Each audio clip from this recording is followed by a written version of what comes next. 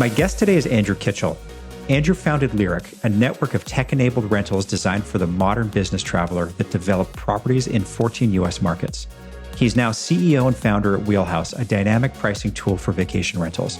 Collectively, Andrew has raised millions from investors like Airbnb, NEA, FifthWall, Barry Sternlicht, and other property and technology investors. And this is exactly why I wanted to have him on the show. There are people out there right now trying incredibly hard to evolve their business or who are working on the next innovation in the hospitality sector. As many will quickly learn, it can be lonely at the top, cash is king to a growing business, and work culture must be a priority. We're talking about leadership, entrepreneurship, the benefits and pitfalls of bootstrapping versus seeking outside investment, and how as a founder, you've got to have your sights squarely placed on creating an environment that will allow the business to be successful. So let's get to it. This is episode 44 of the Proven Principles podcast, Andrew Kitchell on institutional money in the vacation rental industry. Enjoy. Here we go. Andrew, it's great to have you on the show, man. Thanks for being here. Really excited. Can't wait to dive in.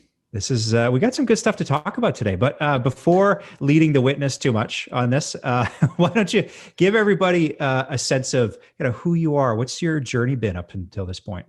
Sure. So nice to meet everyone. I'm Andrew. I'm the CEO of Wheelhouse.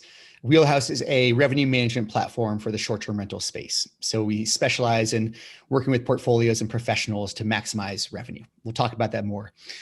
Background before that, I've been in and around the short-term rental space for quite a while. And by quite a while, I mean back when Airbnb was known as Air Bed and Breakfast, and you truly were expected to serve breakfast to your guests, right? That was part of the package.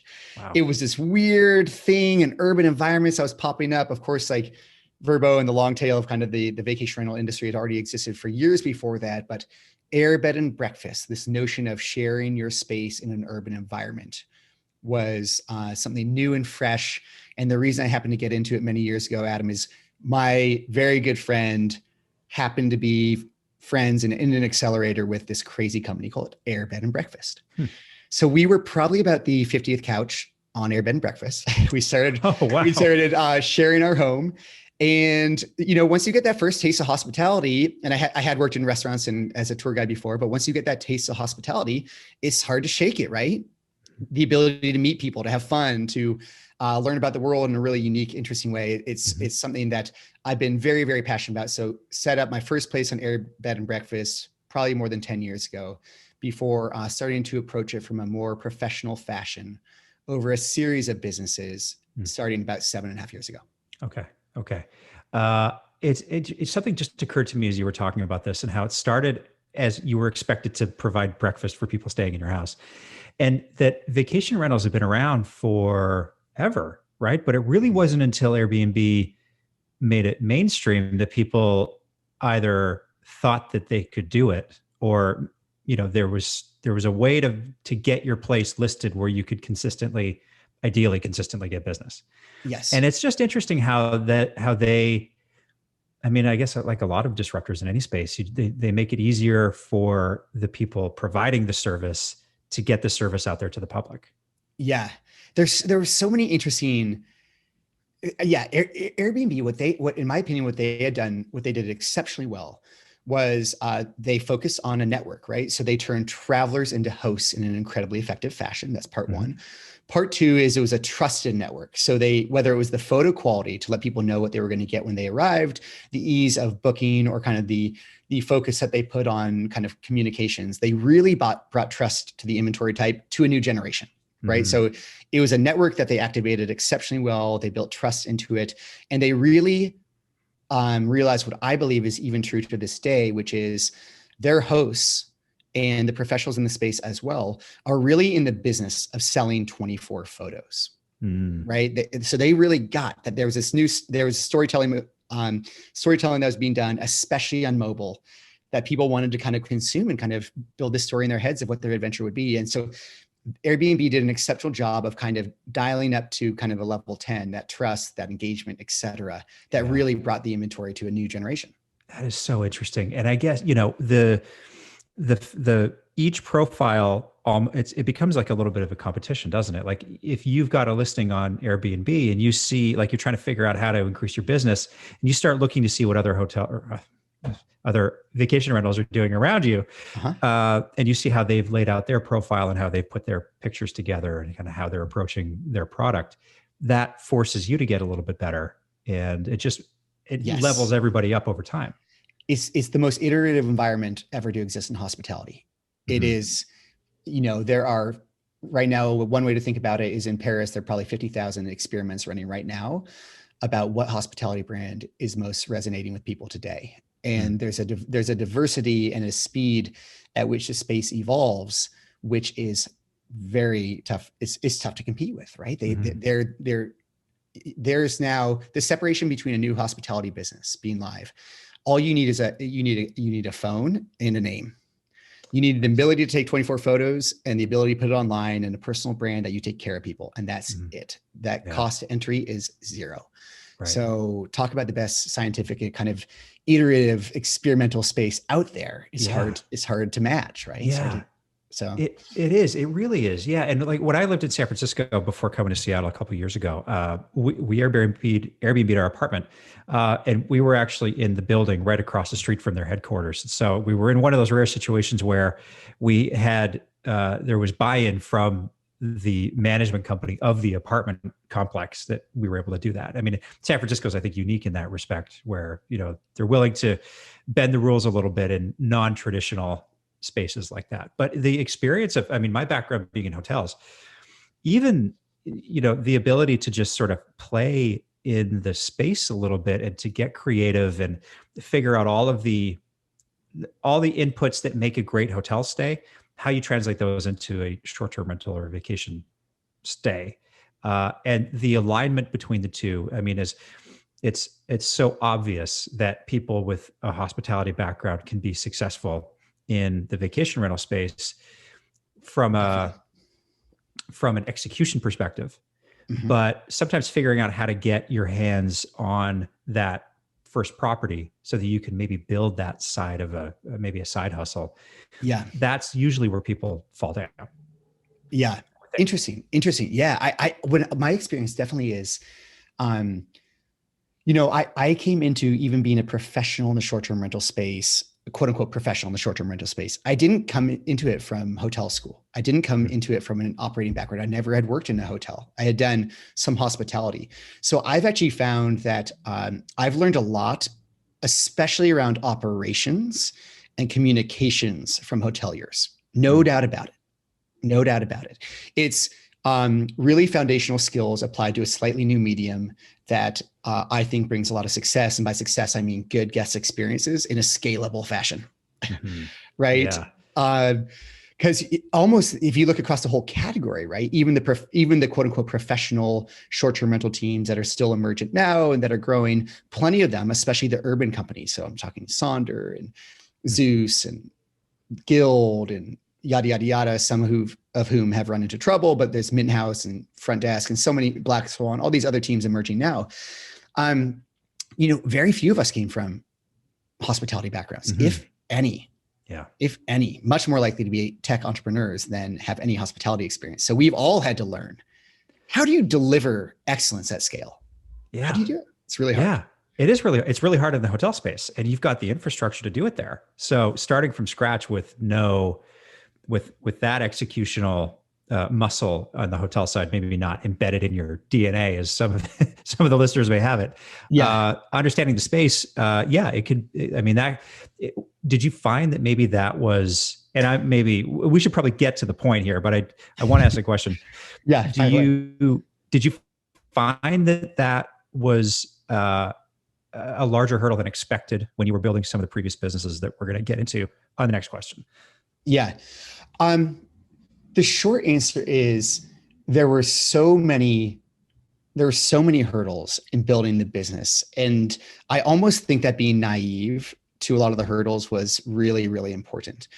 But So let's first say, even before Lyric, which was the last operating company that I ran, and we ran into trouble during COVID. We've shut down Lyric as an operating co.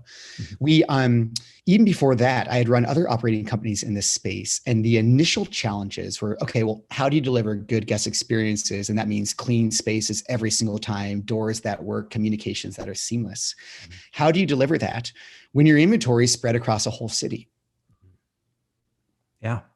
It's hard. So like among hard. the stumbling blocks of even doing hospitality well was doing hospitality well in a distributed fashion at scale. Super, super hard. So I would say that thank goodness I didn't know how tough all this stuff was, because I was out there cleaning homes and plunging toilets and literally doing all the things to learn what it would take. And I think if I'd come from a hotel background, I would say, well, I know this is totally ludicrous, because no way you can do this when you got to drive 30 minutes across town to get there before next guest checks in. Right. Who might not, who might have missed their flight, whatever it is. So there are a ton of hurdles. I mean, the hurdles, what I like to think about is the barrier to entry, like I said earlier, is essentially zero. Mm-hmm. The barrier to entry for an individual or a small company is essentially zero now.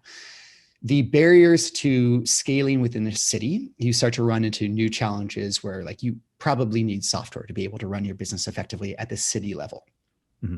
The challenges of starting to do it at a multi-city, multi-destination, even multinational level, obviously you scale up from there too. And this is the same is true in the hotel space. So I'm not saying anything new necessarily.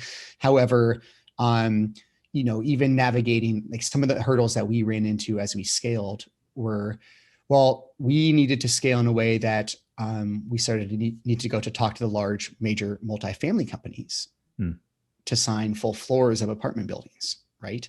Well, there's a whole new series of regulations and discussions and safety measures that you need to tap into to make that happen. Yeah. Starting to unlock corporate travel, which is something our space is still tiptoeing into, if we're honest, right? I think this is actually the big thing that I expect over the next 2 years is when corporate travel does return, a huge percentage of those dollars will shift to this more larger, more flexible supply. I just think it's almost an inevitability. Right. But sorry to run long in that, but there are so many hurdles, Adam, that we ran into that were fun, right? That were fun, but challenging. And they differed as we scaled. Yeah. Yeah. Actually, the business travel thing is interesting, and we can get into all of this detail kind of later in the show.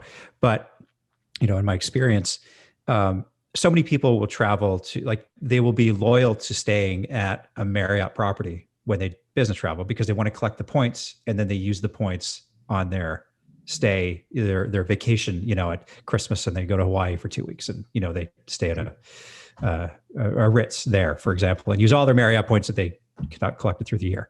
Yeah. And it's interesting to see Marriott getting into the vacation rental space more aggressively with the Homes and Villas product to not lose the stickiness of that customer within their network, so that they could still, I mean, I don't know if you can earn Marriott Bonvoy points by staying at a Homes and Villas product. I'm assuming you can. And then because they want them to stay in the network and stay at the Ritz for Christmas. Right. I think it's a brilliant move. I don't I assume the answer is yes. I should know that whether those points can move around. I would assume so. We'll validate and put in the show notes, right? But exactly. Regardless, the move into the space is in my opinion, brilliant. Yeah. So you've alluded to it, and this is one of the things I really wanted to talk to you about was the genesis of Lyric, how it came to be, and what happened through COVID and sort of the winding down of the company since then. Yeah. Maybe give us a sense of that. Sure. So in Lyric and Wheelhouse, same corporate entity. So the company entity is actually alive today, but we shut down our OpCo. And the long-term vision for Lyric was kind of an OpCo, PropCo with a technology company attached to it. That we were certainly not able to achieve. And we're a technology company today. However, going back to Lyric, so there's a lot of ways we could approach this question. I guess what might be most interesting, Adam, to you? Do you want to talk a little bit about why we kind of became excited about the notion of bringing a kind of a premium corporate travel option to market, or what might be most? Yeah. What was maybe a high level what the company did for people that aren't familiar with it? What's the space that you found that you could operate within? Yeah. And And then, I mean, we all know what happened with COVID and all that, but what was the process of realizing that this was just no longer tenable and you had to wind everything down? Oh, all the fun questions. Okay, great. So so what was Lyric? Lyric was a premium short-term rental company. And by that, what I mean is that we were certainly designing, we would lease and then design spaces to host everyone from leisure to corporate travelers for any length of stay. So we had guests for 2 nights and we had guests who stayed with us for more than 300 nights consecutively. Mm-hmm. And the inventory type that we targeted was in multifamily buildings. And it was really looking at, could you optimize from the real estate perspective? Lyric looked like a new way to optimize your building. Mm-hmm. From the hospitality perspective, Lyric looked like a new way for guests to get about 50% to 100% more space for the same cost. And all of a sudden that space had a lounge, a kitchen, et cetera, is well furnished, well appointed. Lyric had a couple different shapes depending on how you looked at us. From a technology perspective, we looked like a team that was software and data first, and trying to leverage that data and software to bring a new operational model to market that was seamless, lightweight, and therefore more efficient. Right. So Lyric, we were an opco called Parallel up until 2017. We actually landed the former global head of brand for Starwood, an individual named Ravi Hampel, at about that time, who took a total flyer on 25 young folks who knew very little about hospitality. He joined us. He said, "We're going to make a real premium brand here." And he came in and he assembled a premium team. And the work that the team had done before Ravi arrived was to go have these difficult conversations with real estate folks and say, look, you're missing the point. This isn't alternative accommodations anymore. This isn't a fad. This is the future. By the way, our guests at all these experimental properties across 8 markets or so, they look a lot like the residents in your building in the sense that they work at the same places. This is not about backpackers and bachelor parties. This is about business travelers too. And there's an opportunity to drive a new foot traffic to your building who might eventually turn into long-term customers of your building as well. So let's partner together as opposed to fighting against this. So what Lyric kind of led the charge on was we went into the largest multifamily companies in America, into the boardrooms and said, you've got it all wrong. You've got it all wrong. And over the course of about 2.5 years, we went from 0 partnerships with any of the top 50 folks to 25 partnerships with 25 of the top 50 multifamily companies in America saying, okay, you know what? Let's take a look at this. Let's tell you about which buildings we could try this out in first, or like actually working on projects together, right? So Lyric was the premium STR operator. We really aimed to change the narrative about how kind of diverse the traveler segment was that we were looking at. We aimed to change the narrative mostly with large professional real estate companies who could take advantage of this shift in demand to kind of optimize their buildings in new and different ways. And that led us up, up to the investments with Barry Sternlicht and Airbnb and others, right? So what did Lyric do wrong? Well, we in the whole space, the fastest way to grow a premium brand, and we thought the only way to grow fast enough to actually compete against the hotels who we always knew, incredibly respectable competitors, right? These are some of the best run companies in the world. To have a chance to make an impact, and particularly in corporate travel, we all tried to scale really fast. And we did so. The easy way to scale was on the lease model, right? So just like WeWork scaled on the lease model, Lyric scaled on the lease model. And I actually like to say that the lease model blowing up with WeWork was actually the first blow to the professional short-term rental space, but COVID was the second.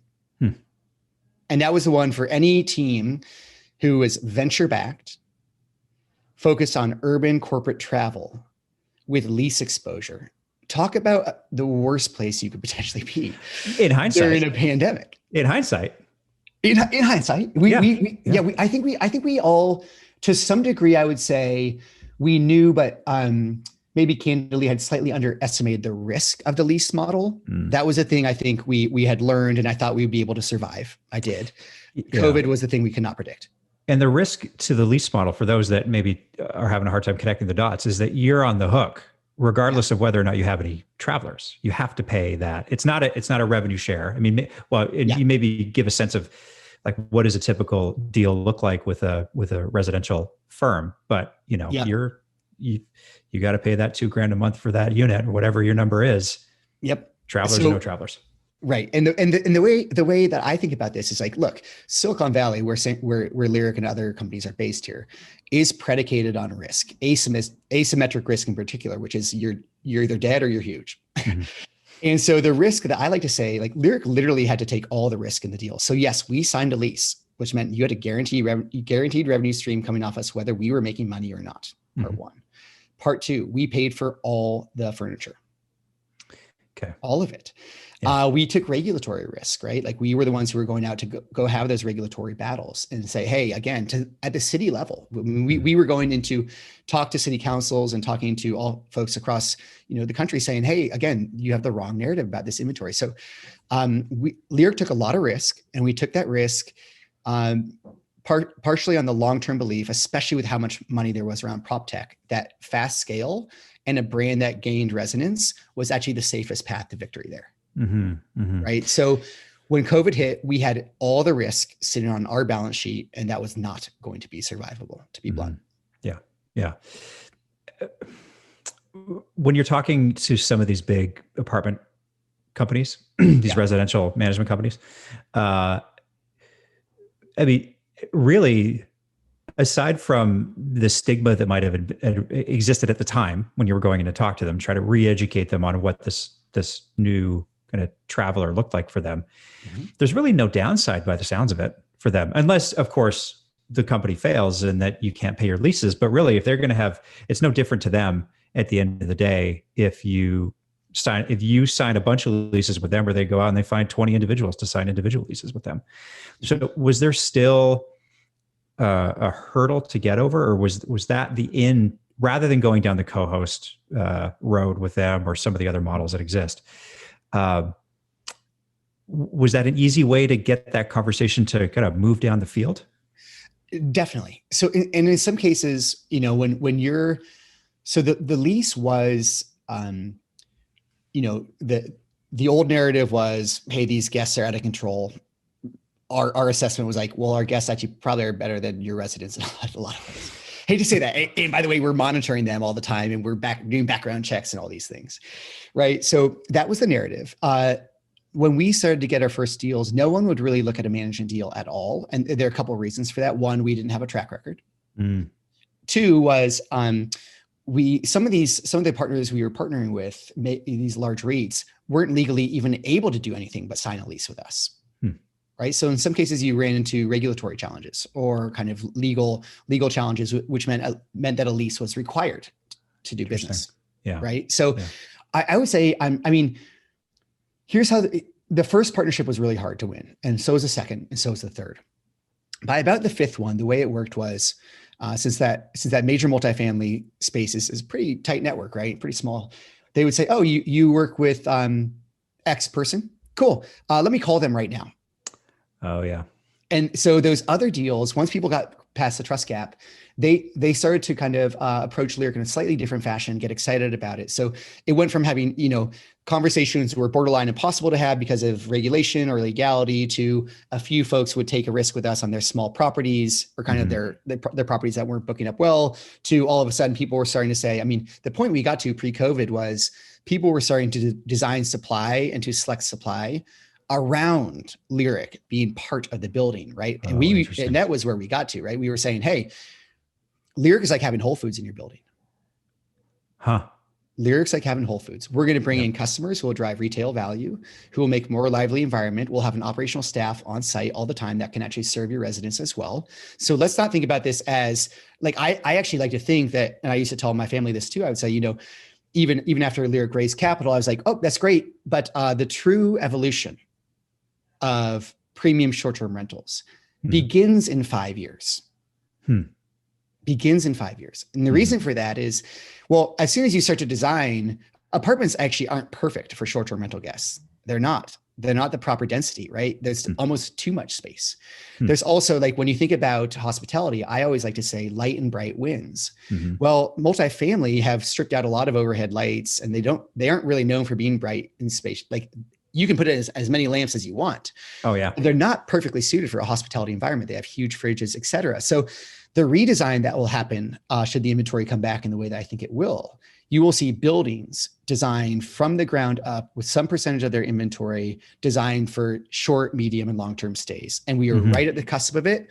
When COVID hit, it's the opportunity that I'm disappointed I won't be able to pursue in the near term, but others will.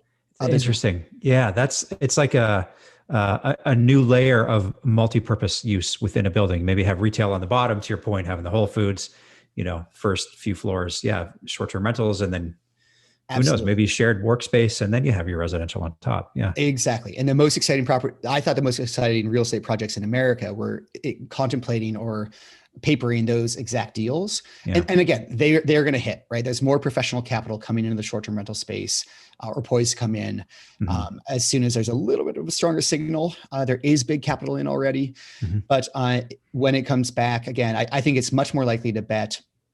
I mean, if I'm in the hotel space right now, I have to bet that we're going to go back to the old way of doing things for my business model to thrive. Right. And that's just not going to happen. It's as big a bet as any other potential return. Right. Yeah, exactly.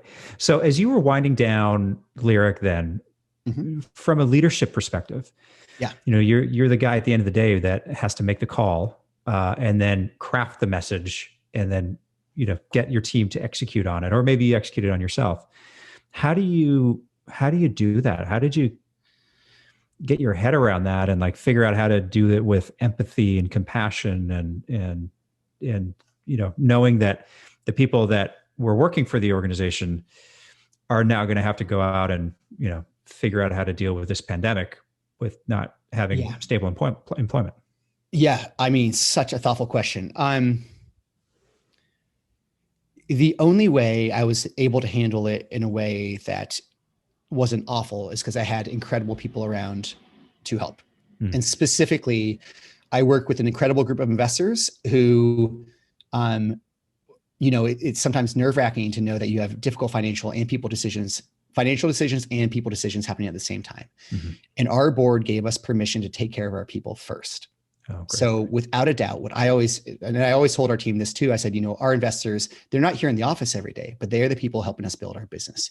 And I will always owe a debt of gratitude to a board that said, we're taking care of our people first. We're not laying them off into the worst situation that we can imagine without taking as good a care of them as we possibly can. So specifically, because we made a quick move to say, we don't think this is survivable in the Lyric form. We're going to cut as small as we possibly can to make it through.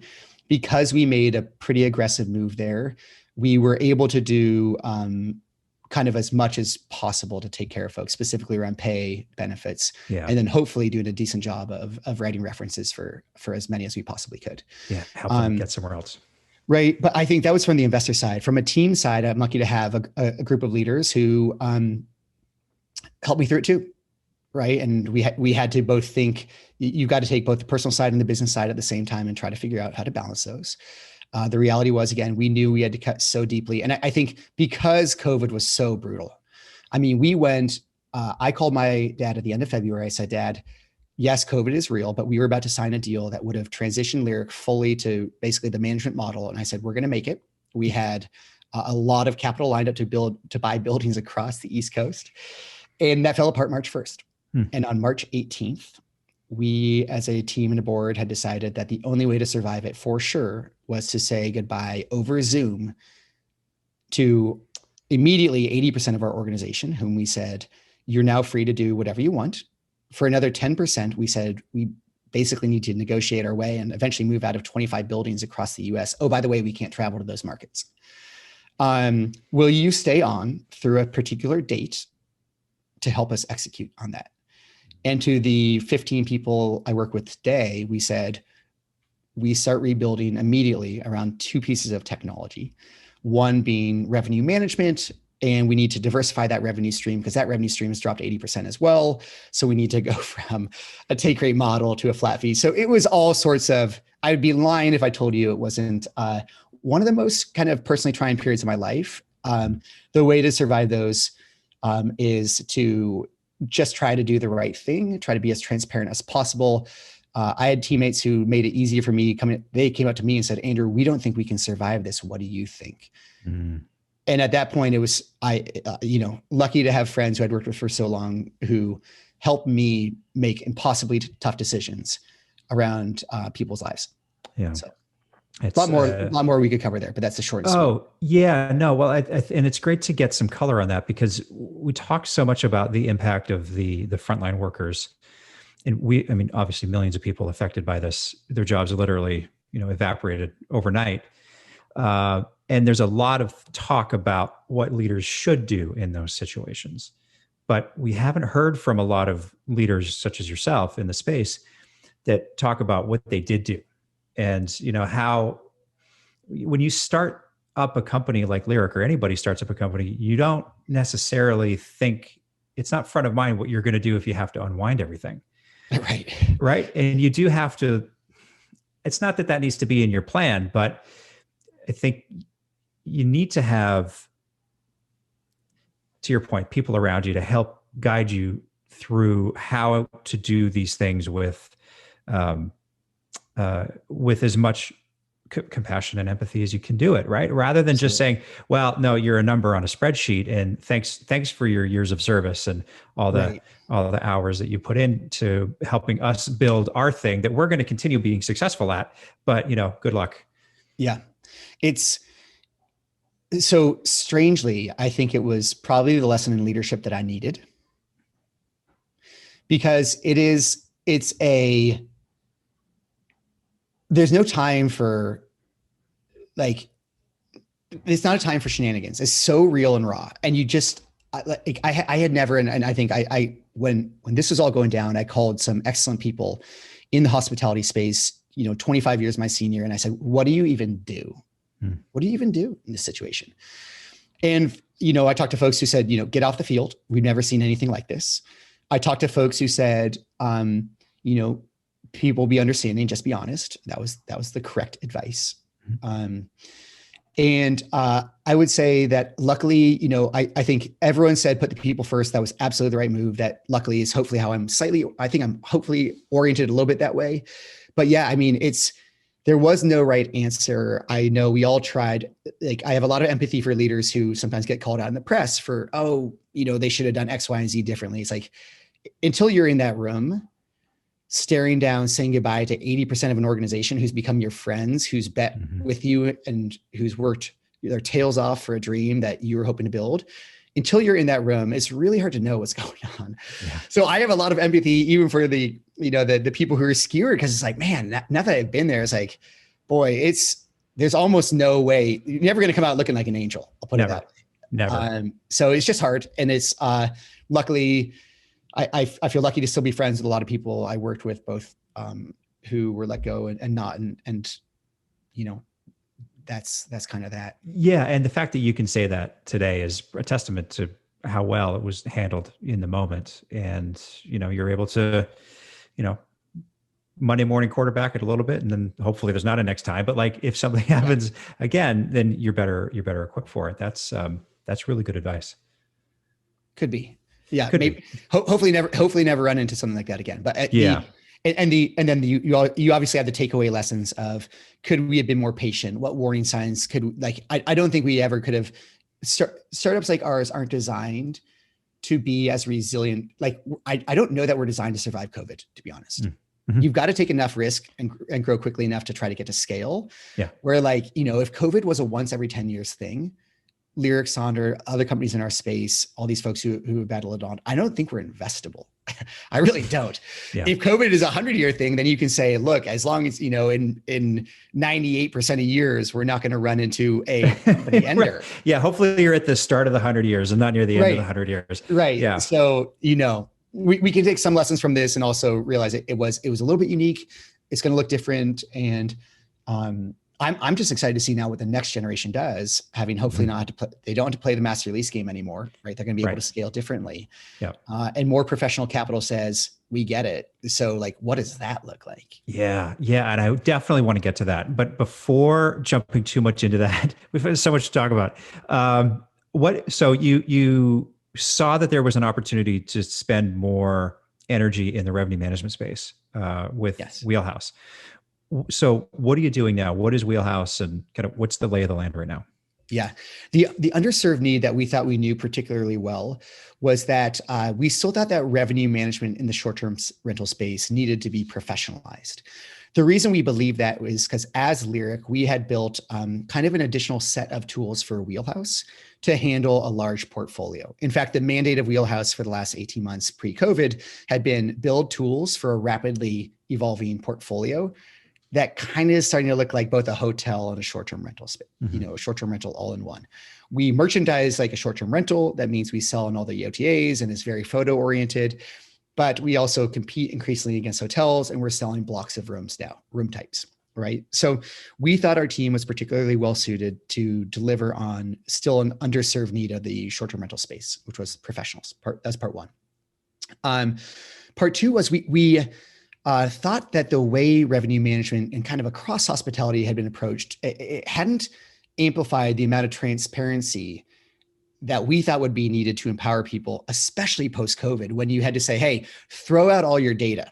Who cares historically how your property has performed? Right. What data can you look at in the future and give people access to so they can adjust their strategy no matter how their market returns?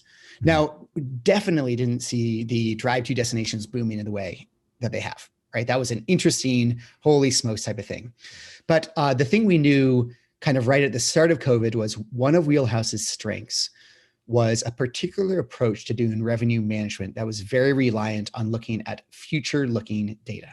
We had built a reactive model, right? And the reason we had built a really, really strong reactive model that we had run innumerable A/B tests against was because in the short-term rental space for highly fragmented supply, the way you pace is by knowing, basically identifying a comp set or a neighborhood or a market and saying, since your home is either booked or not booked, we kind of pace you against how a larger slew of distributed supply is pacing. So our reactive model, which basically creates a way to pace inventory as individual units is, and I know we're a little complicated here, but like it's perfectly suited for actually looking at totally new data and making sense of those booking patterns to make accurate pricing recommendations. So we've talked to hotel groups who say, the way you do reactive modeling, we'd actually love to learn more about it. What should we do? And Wheelhouse is, our specialty. Again, we're able to look at individual properties to figure out what they're uniquely worth, and then able to look at pacing for both that property, a comp set, a market, and understand how to layer local demand kind of booking patterns against an understanding of that asset to maximize revenue. And again, that's pretty jargony. But we thought that was where we were exceptionally well positioned in March to bring a fundamentally new product to market. And what we launched yesterday now, was, yes, it's dynamic pricing. So it's one part of revenue management that we've amplified and made better for professionals, for more scalable portfolios. It's faster, it's more stable, it's more malleable than ever before. But we've also brought that market intelligence, booking insights, and soon comp sets, they're in beta right now, into the platform itself. So it's a much broader, more robust, kind of just amplified platform for that professional. Yeah.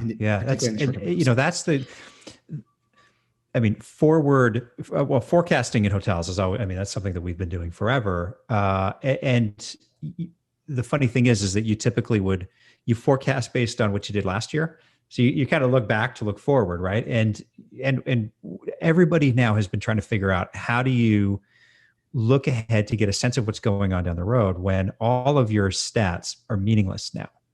Yeah. And I think that taking some of those principles of defining a comp set and understanding the demand drivers into wherever your property is at, that's exactly what we've been trying to do in hotels forever. And the revenue management science has been evolving through platforms, such as what you're talking about, but more geared towards the hotel space for years. And I again, this just goes back to my point earlier about seeing this intersection between traditional hotels and short-term rentals.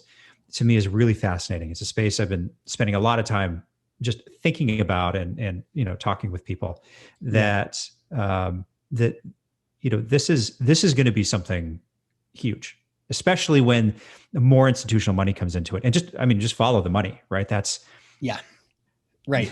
These smart guys with billions of dollars aren't getting into it because they're gambling. Right. They're seeing something. There are. I can share that there are a few leadership groups who their conclusion with COVID was, well, Lyric and others proved the model. Like, we're coming in. Yeah. It's just when and where and how are we going to approach it? And it will be approached in drive-to destinations, and it will be approached on multifamily. And we're not talking in 2 years, we're talking in 2 months. So I think, the interesting thing though, around the revenue management specifically is, well, what do you do when lead time changes by where lead time either goes to, 25% of inventories in the short-term rental space booking in the last 5 nights, which was unheard of in the short-term rental space, but now maybe in some markets, like it is, right? Cape Town was at 28% of bookings were in the last 5 days. That didn't happen in the short-term rental space before, right? In other markets and drive-to destinations, you had the lead time going way farther in the future. I like to say Central Idaho is going to sell out for the summer. Everyone wants to be in Central Idaho. Right? It's like you're seeing people are booking way ahead of time. Prices are way up. Like there's just there's all these interesting things which show doing revenue management now. And we will probably get back maybe in a year or two to a point where historical data is really, really important. But more important than booking patterns? Yeah. I don't know. Right? The 2 ways you do local demand prediction, you look at price signal and booking signal. Right. Price signal is what people think is going to happen. And that's true in the hotel space, the flight space, in stocks as well. The price we see is what people think will happen. Booking signal is what actually happens. So what we like to say at Wheelhouse is, over time, the market is the ultimate source of truth. And we have a model that looks at kind of pricing signal in the far future, but only booking patterns as your stated approaches, right? That's all that matters. Who cares what we thought San Francisco was going to do for July 2020, 18 months before? Turns out we were wrong. Right. So that's where that reactive modeling is just, which I think done on a more diverse inventory type is really fun. It's really hard. It's really, really hard. Does it, not to get too in the weeds on the specifics about Wheelhouse, because if anybody wants a demo, I'm sure they could reach out to you. But does it tie back into any of the property management platforms that exist out there in the short-term rental space? So is it integrated with any other providers? It is, yes. So we're integrated with about 9 different property management softwares today. Part of the other push we made back in March was to try to make Wheelhouse available everywhere, because we did think we had good software without proper distribution. And so I think we'll have to do another podcast and call it 6 weeks, so you can hold my feet to the fire here. But I think in about 6 weeks, Wheelhouse will be available. We like to say Wheelhouse everywhere. Yeah. And there's a few partnerships we've been working on. And one other point, Adam, I just want to note too, on that revenue management piece, we do publish a lot of our research on our blog. So the things that we're talking about today, where sometimes just because, there's a talking medium, it's sometimes hard without visuals to dive into some of the specifics of how revenue management is done here. But I did just want to note that on the blog, you can go read about all this research. We've been doing it for 6+ years. We've shared a lot of it of late, and it's just really fun stuff. Yeah. Yeah. And we'll link to it in the show notes. You just scroll down on your player, you'll see it on there. I want to talk a little bit about seeking investors versus bootstrapping a business. Great. And we don't, again, another big topic, but the reason that I bring it up is you've got direct experience in this space. I'd love to get your perspective on it. But, as we've alluded to quite a bit through the show here, there's people out there that are working on the next thing in hospitality right now. And they're trying to figure out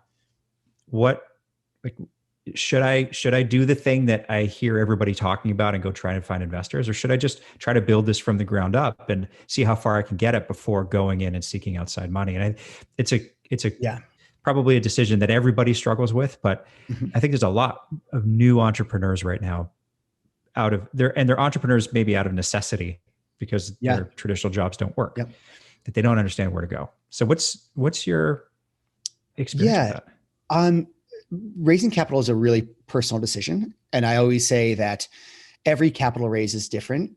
So much like in revenue management, you need to manage every property differently. There's some broad swath truths to revenue management, and there's some broad swath truths to fundraising, right? So let's talk about the broad swath truths, knowing that every single fundraise is unique per individual, right? So here's some of the things that I think about. One is when you are raising capital, which I think obviously can accelerate your ability to achieve a goal, right? Which I think that's the reason you do it. You see a vision that you think you can create faster or better with capital, and you need that capital to accelerate usually the hiring of excellent people who can help you achieve your goal, right? That's the main reason I would recommend raising. team or technology, first and foremost. When you are raising capital, it's really important to know that you've got to paint a very simple story for investors, because no investor ever said, God, I really like Adam. I have no idea what he's doing, but I'm going to give him my money. Mm-hmm. Said no investor ever, right? Investors need to hear a simple story. And why I like fundraising is it is often distilling your vision down to its essence in a way that an investor can communicate effectively. Right. So here's the way early stage investors make decisions. They'll hear your story. They'll talk to their partner, a friend, an advisor, and say, hey, I just talked to Adam today and he told me about X, Y, and Z. Well, if they can't tell your story in a later conversation, you haven't turned them into an effective storyteller. You have to turn investors into storytellers. They need to tell the story to themselves and to others to believe it, to give you capital. Right? That is one broad swath piece of advice for early stage entrepreneurs, which is if you're going to raise capital, your story better be tight. And the way to test it is to tell a friend and call them 2 days later and say, what's my story? I love that. I love that. Right. Now, as you move up to raising from more venture firms, the thing that changes is it's the same thing. It actually becomes a different type of storytelling, but it still is storytelling, because that same venture capitalist, now they're not going to their partner or to one other person like an angel investor might. They're going to stand up in front of their firm on Monday and say, hey, I think we should put our firm's valuable time, energy, and resources towards this story, and here's why. So now you need to make them look smart in front of all their teammates, right? We all, many of us seek that. So therefore, like, again, the job of an entrepreneur at almost every stage is to realize that your investors need to deeply believe in the story. Therefore, your story has to be personal, because you need to walk in. And if you're telling someone else's story, that'll be sniffed out, right? It'll be sniffed out. So you need to tell your story in a simple fashion, probably about 1,000 times, and then you will probably get some money. Interesting. Wow. Now we can explore that in other angles, but that's like the broad swath advice I would give. Fundraising is storytelling. Yeah. No, I love that. Is there, and so the benefit to being, well, and I guess, wow, so many follow-up questions potentially with this. But to keep it on point, making the decision to go out and do that, to your point earlier, because it's for the technology of the team. Those are the two main benefits to going and seeking outside investment or scale. Scale. Right. Yeah.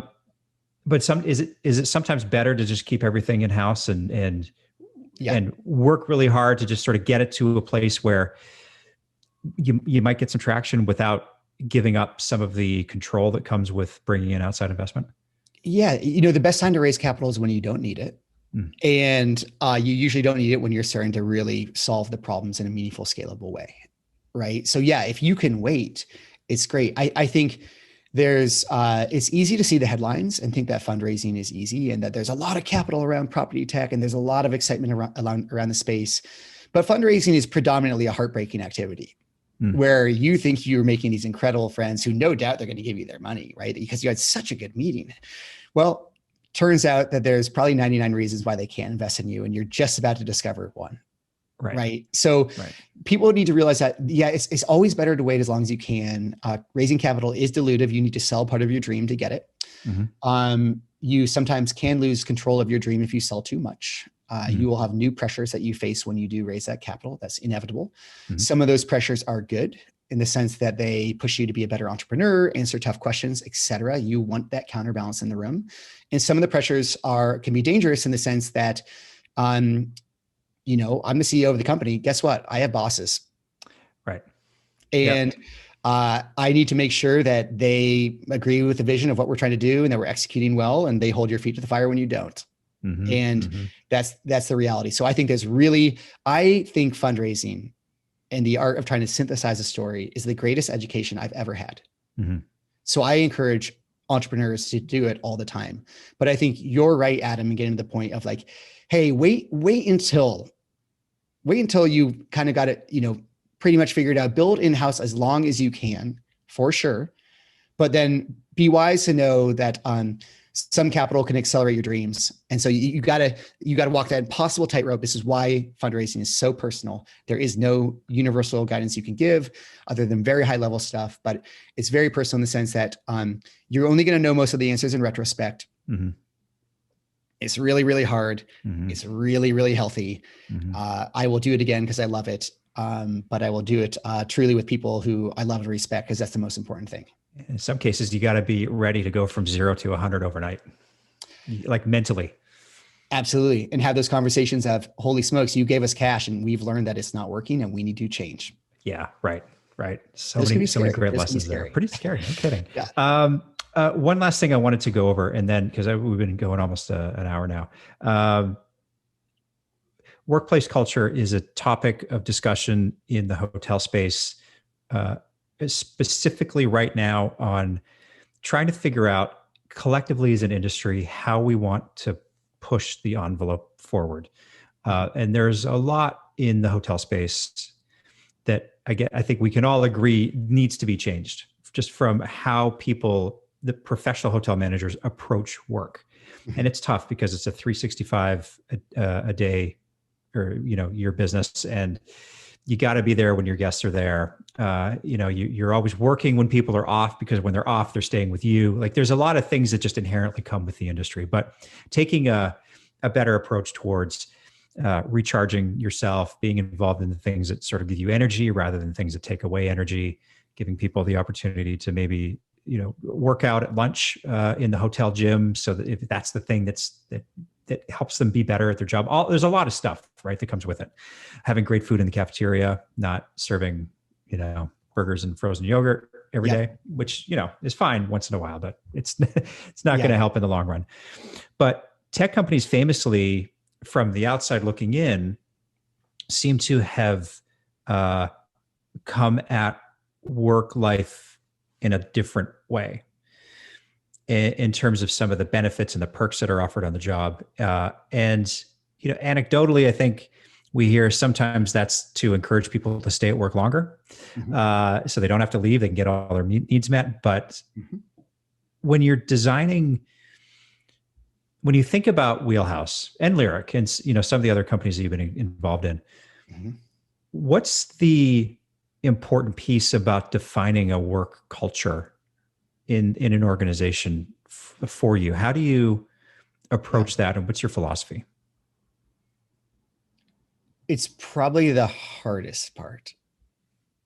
Some of my favorite investors say, engineering is easy, people are hard. And no doubt in the hospitality space is amplified because you need to take care of teammates who take care of others, right? So I'd be lying to you if I had told you I had a silver bullet of anything here. Because again, every culture is different too. I think the thing that resonated with me, kind of regardless, and when Lyric was looking at designing our hospitality offering, which was how did our team communicate with our guests, I just think that the thing that seemed to be exciting for us was try to keep it very human. And I think that the model, I don't think a lot of travelers now are looking for as much service as they're often looking for. Like they don't necessarily want the bellhop to carry their bags in the door, but they do want the local expert or the person they can speak to. So I guess what I'm trying to say here, Adam, is in terms of designing culture internally, I know that my personal focus was always just to be as accessible and real as possible. I rejected the CEO title for years. My goal was to show as many people as possible what I loved, which is building your dream as possible. And I wanted to make that very accessible to all employees. My goal with the culture was accessible and humble, hungry. Maybe that's a good way to put it. For the thing that I hoped reached our customers was that by approaching our teammates in a way that was authentic and humble and hungry, et cetera, that we would translate into to really treating our guests as humans as well. And I think the only way I could do that was even on our hotel ops. When we had properties in New York and stuff like that, it was as important for me to know everyone who was anyone turning the screws on the door to do maintenance as the front desk. It was important to know them all. It was important to know them all by name, and it was important to know their story. And that was as important as knowing, an engineer like a traditional Silicon Valley engineer, a programmer's name, goals, dreams. Mm-hmm. It's really hard to do it at scale. Obviously, Lyric never got the chance to prove out in full, like what maybe a scalable culture look like. I do think there's so many great folks that you could look up to, even Arnie Sorensen's passing, obviously. Like there are teams who have done an amazing job of this at scale in a way that I can only really ever dream of. So I would say, Adam, in truth, I'm a decade away from giving you any cultural tips. I will continue to move forward, hopefully being humble, hungry, honest, whenever possible, and just see what works from there. Yeah. Yeah. Well, I think you got, definitely the fundamentals. And if you've got those as your North Star about taking care of your people and knowing their names and knowing their stories and knowing how them putting their trust in your organization to build their own personal dreams, how that relationship works, then you're farther ahead than a lot of people in positions of leadership. So that's great to hear. Hopefully, long way to go. Long way to go. It's a work in progress for all of us, believe me. Yes. Andrew, this was awesome. I love the conversation. I'd love to have you back on again because there's so much I want to talk about that we never got to. But if people want to learn more about you or get in touch with you, what's a good place for them to go? Sure. I most available on LinkedIn and Twitter. And really professionally LinkedIn, let's be serious. I'm Andrew Kitchell on LinkedIn. I'm easy to find. I'm really responsive. Inbox 0 is the goal. Please send me a note, andrew@usewheelhouse.com. Reach out on LinkedIn. You can ping me in a variety of fashions. I'd love to hear your story. Love to hear about your business. I'm happy to help if I can in any way, and just obviously fun to learn. So please reach out in any way, and love talking about this stuff. So thank you so much for a really fun, engaging conversation today, Adam. And yeah, you got it. I'll come back anytime. Thanks so much. I'll be calling you for sure. All right. Okay. Take care. All right. Thanks, bud. This was my episode with Andrew Kitchell. You can find him on LinkedIn or just head to their website, usewheelhouse.com. I'll link to both in the show notes. You can find the full interview on YouTube. Just search the Proven Principles Podcast. And if you want to learn more about the show, just head over to our website, theprovenprinciplespodcast.com. Finally, if you need help with a business strategy or just someone to talk to about a tough problem in your hotel or restaurant, please don't hesitate to reach out. If I can be of help to you in any way, you can book a free call with me by going to knowinghospitality.com/contact. Thanks again for listening. Until next time. For past episodes, show notes, or if you've got a story that might make a great episode, head on over to theprovenprinciplespodcast.com. We'd love to hear from you. You can subscribe to the show wherever you get your podcasts, even on YouTube. And if you haven't already, don't forget to leave us a rating and a review. Thanks for listening to the Proven Principles Podcast.